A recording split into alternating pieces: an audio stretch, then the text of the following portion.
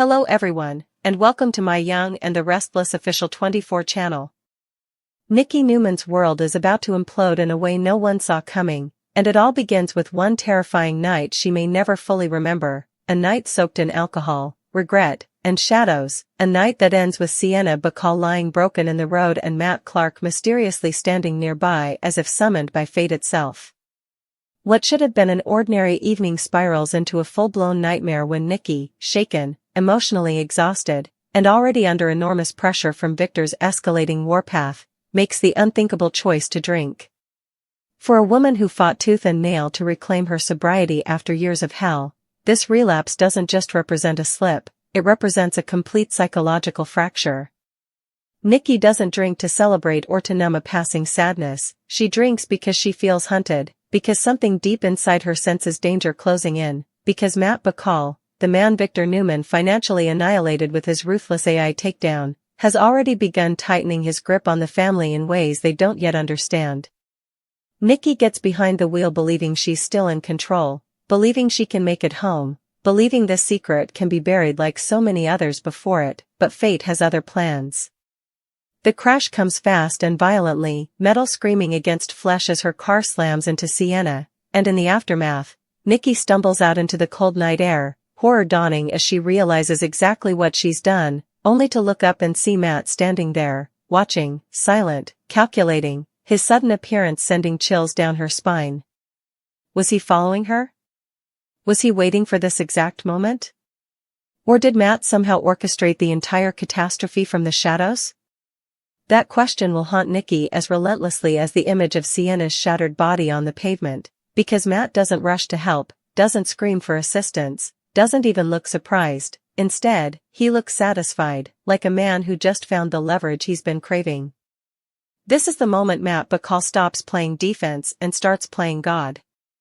After Victor Newman obliterated Matt's finances with a cold, merciless deployment of AI technology, stripping him of his wealth, power, and reputation, Matt didn't just lose everything, he lost his sense of humanity.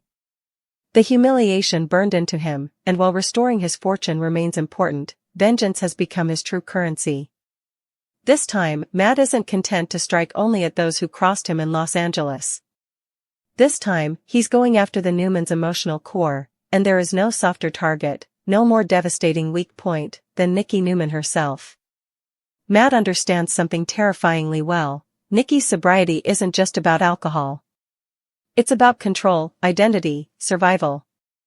Destroy that, and Victor will bleed.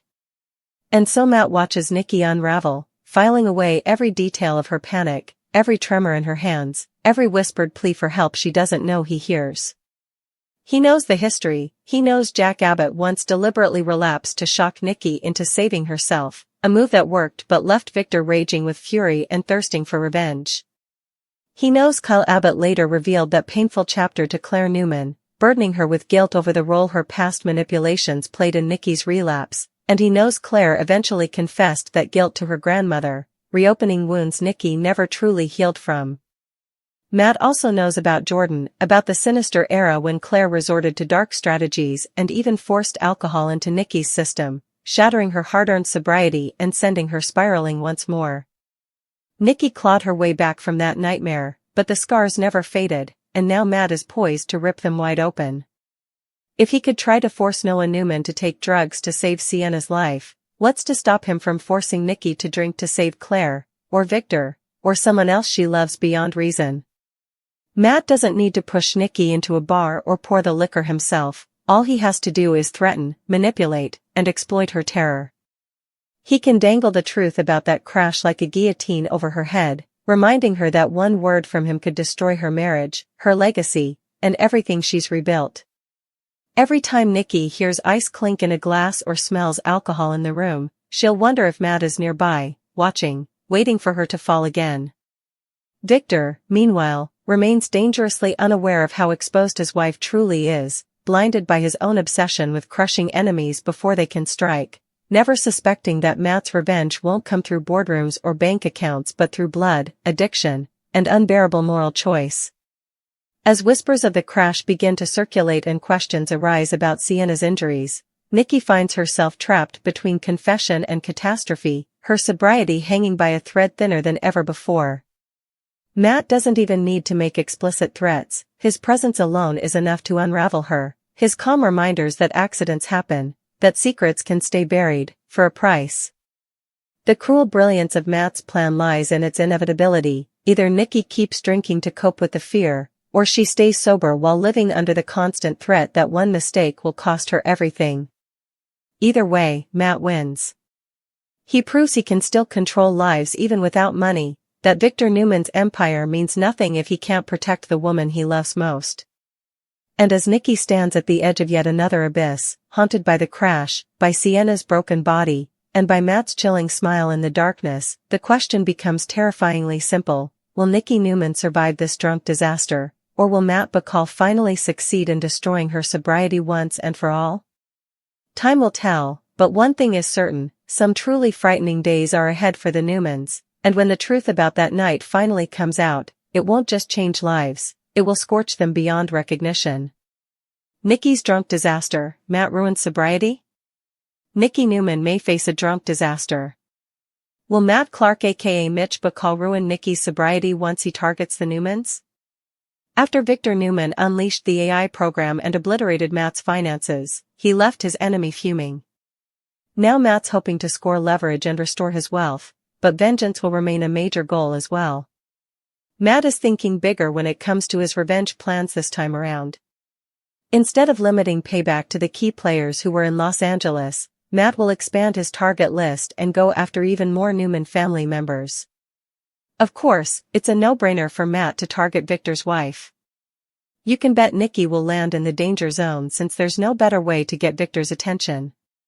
That brings us to Nikki's sobriety and some concerns about how fragile it might be. There's a chance Nikki could be headed for another drunken crisis depending on how things play out. Y&R fans will recall that Jack Abbott intentionally relapsed to snap alcoholic Nikki out of her own downward spiral and scare her into rehab. The desperate scheme worked, but Victor was livid with Jack for putting Nikki at risk and has been craving vengeance ever since. Kyle Abbott gave Claire Newman updates on that story and left her feeling guilty about being the reason for Nikki's broken sobriety. Nikki's drinking problem came up once again when Claire expressed that guilt to her grandmother later. In other words, the show's been reminding viewers of when Claire resorted to sinister strategies while working for Jordan, which led to her forcing alcohol into Nikki's system. Nikki struggled to get her sobriety back on track in the aftermath. Will Matt's plan involve ruining Nikki's sobriety as well? Matt tried to make Noah Newman take drugs to save Sienna Bacall's life, so he could easily order Nikki to drink to save Claire or someone else she loves. It could be part of Matt's terrible tactics against the Newmans since he's going to sink awfully low. Matt is a truly twisted villain and will prove it with the demented plots he's about to carry out. Will Nikki face a drunk disaster as a result? Time will tell, but some scary news is ahead for the Newmans no matter what. Nikki's nightmare doesn't end with the screech of tires or the sight of Matt Bacall emerging from the darkness like a specter summoned by her guilt. In many ways, that moment is only the beginning of a far more insidious descent, one that slowly poisons every corner of her life as Matt begins weaving his web with surgical precision. In the days following the crash, Nikki is plagued by fragmented memories that refuse to line up cleanly: flashes of headlights, the sound of Sienna's voice cutting through the night air, the unmistakable smell of alcohol on her own breath, and Matt's unnervingly calm eyes locking onto hers as if he were memorizing her soul. She tries to convince herself that his appearance was coincidence, that Genoa City is small and fate cruel, but deep down Nikki knows better. Matt Clark never does anything by accident. As Sienna lies hospitalized, her condition fluctuating between fragile stability and terrifying decline, whispers begin circulating through the Newman orbit, and Nikki feels the walls closing in with every passing hour. Victor senses something is wrong immediately. He notices the way Nikki startles at sudden noises, the way she avoids his gaze when he mentions Sienna's name, the way her hands shake when she pours herself a glass of water. Victor, a man who prides himself on reading weakness in others, never imagines that the vulnerability he's seeing belongs to the woman he trusts most, and Matt is counting on that blind spot. He makes his first move subtly, sending Nikki an anonymous message with no threats, no demands, just 4 devastating words: "I saw everything that night." From that moment on, Nikki lives in a state of constant panic, unsure whether the next message will demand money, loyalty, or something far worse. Matt doesn't want cash, Victor already took that from him, and he doesn't want power in the traditional sense, he wants leverage that cuts deeper than any corporate takeover ever could. He wants Nikki to understand that her sobriety, her reputation, and even her freedom exist solely at his discretion. Each encounter with Matt feels staged, deliberate, as if he's placing chess pieces one by one, ensuring Nikki feels watched no matter where she goes. He appears at society just as she's leaving, at the ranch driveway when she least expects it, always offering that same measured smile and reminding her how fragile the truth can be. And then he begins twisting the knife, suggesting that Sienna's recovery depends on Nikki making the right choices, implying that police scrutiny could turn deadly if the wrong narrative emerges. Nikki, already battling cravings she thought she'd conquered, starts skipping meetings, telling herself she can manage on her own, convincing herself that one drink to calm her nerves won't undo years of hard work, exactly the rationalization Matt anticipated. Meanwhile, Claire Newman watches her grandmother unravel and is consumed by guilt, haunted by memories of the time she worked for Jordan and forced alcohol into Nikki's system, terrified that history is repeating itself because of yet another monster targeting the family. Claire confides in Kyle Abbott, who immediately suspects something darker at play, but before he can dig too deeply, Matt plants false leads that redirect suspicion elsewhere, ensuring Nikki remains isolated in her fear. As the pressure mounts, Matt escalates his tactics, staging situations where Nikki is confronted with alcohol at every turn, champagne delivered to the ranch under Victor's name, a bottle left conspicuously in her car, even a public fundraiser where she's handed a glass in front of cameras, daring her to refuse and draw attention.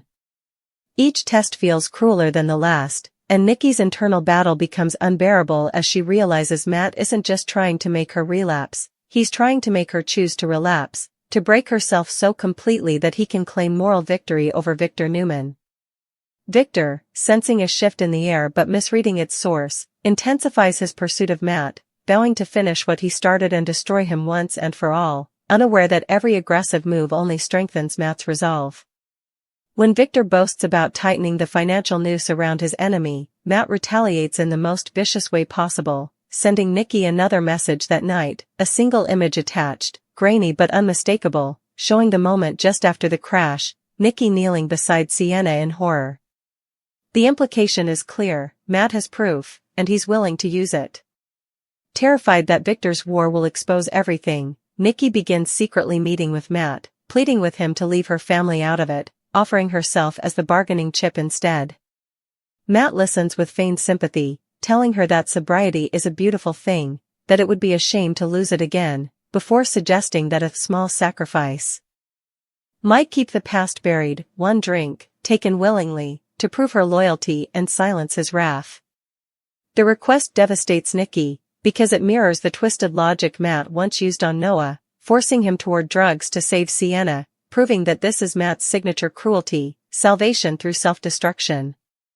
As Nikki stands on the brink, glass trembling in her hand, the weight of her choices crashes down on her, drink and protect her family while losing herself, or stay sober and risk everything exploding into public disgrace.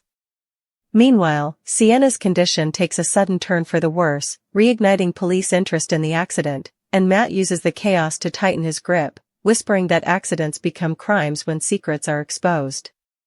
Victor finally pieces together that Nikki is being manipulated and confronts her, demanding the truth, but Nikki, trapped in Matt's psychological maze, denies everything, pushing Victor away in the process. That emotional distance becomes Matt's greatest weapon, because nothing enrages Victor more than being shut out, and nothing weakens Nikki more than facing this battle alone.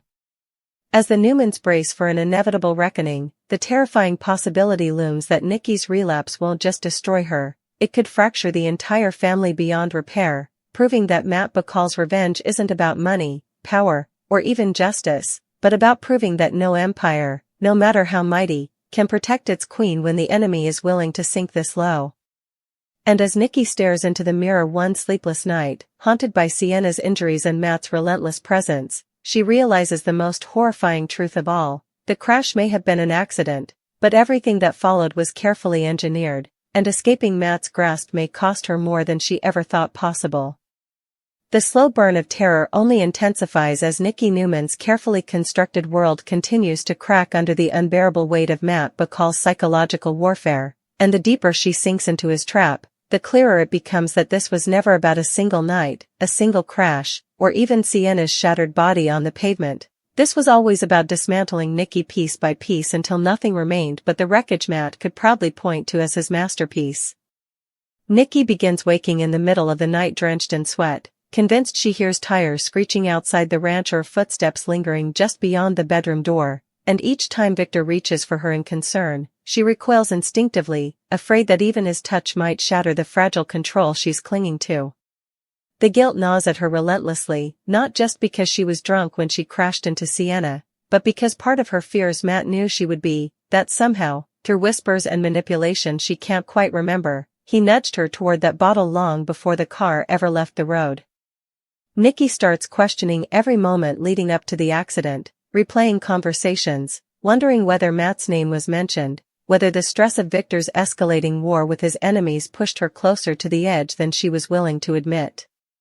As Sienna's condition remains critical, the hospital becomes a focal point of Nikki's torment. Every visit feels like a walk toward judgment, every beep of a monitor a reminder that one wrong move could cost Sienna her life and Nikki her freedom.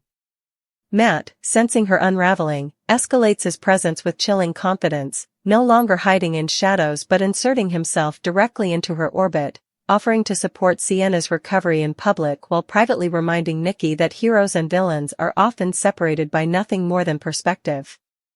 He speaks in riddles, telling her that addiction doesn't begin with a drink, but with fear, and that fear is something he knows how to cultivate expertly. Nikki's sobriety sponsor grows concerned when meetings are missed and calls go unanswered, but Nikki deflects, insisting she's fine, convincing herself that admitting weakness would only hand Matt another victory. Claire, meanwhile, becomes increasingly alarmed as she notices the same haunted look in Nikki's eyes that once followed Jordan's twisted manipulations, and the guilt Claire carries morphs into determination. She vows not to let another monster destroy her grandmother, even if it means going against Victor himself. Kyle Abbott joins Claire in quietly investigating Matt's movements, uncovering disturbing patterns that suggest Matt was closer to Nikki that night than anyone realized. Credit card pings, security footage anomalies, and witnesses who swear they saw a man matching Matt's description near the scene long before the crash occurred. But every lead seems to evaporate just as quickly as it appears, as if Matt anticipated their every move and erased his tracks in advance. Victor, consumed by rage and suspicion, begins to suspect Jack Abbott's involvement, convinced that history is repeating itself and that Jack is once again entangled in Nikki's pain, and that misplaced suspicion drives a wedge between longtime rivals at the worst possible moment. Matt delights in the chaos from afar, knowing that the more fractured the Newman family becomes, the easier it will be to deliver the final blow. The pressure finally becomes too much for Nikki one devastating evening when she finds another bottle waiting for her, this time not hidden, not subtle, but placed deliberately on her nightstand, paired with a handwritten note in Matt's unmistakable scrawl. Some accidents can still be undone. Her hands shake violently as she stares at it, the craving roaring back to life with a ferocity she hasn't felt in years, and for a brief, terrifying moment, she considers that Matt might be right, that one drink could quiet the noise, dull the fear, and buy her the time she needs to protect her family. But just as she lifts the bottle, Victor enters the room, his expression softening when he sees the tears streaming down her face, and for the first time since the crash, Nikki breaks completely. She doesn't confess everything, but she admits enough, that she's being threatened, that someone is exploiting her sobriety, that she's terrified of what might happen if the truth comes out. Victor's fury ignites instantly, but not at Nikki, at Matt. The realization that his enemy has weaponized addiction against his wife pushes Victor into a darker place than ever before, and he swears that Matt Bacall will pay for every sleepless night, every tear, every ounce of fear he's inflicted. Unbeknownst to Victor, Matt anticipated this reaction too, and he's already set his endgame in motion. Sienna's condition suddenly worsens, prompting doctors to question whether complications from the accident were properly disclosed, and police reopen the investigation with renewed intensity, turning Nikki's worst fears into reality. Matt quietly feeds authorities selective information, carefully omitting his own presence while subtly reinforcing Nikki's culpability, all while maintaining plausible deniability.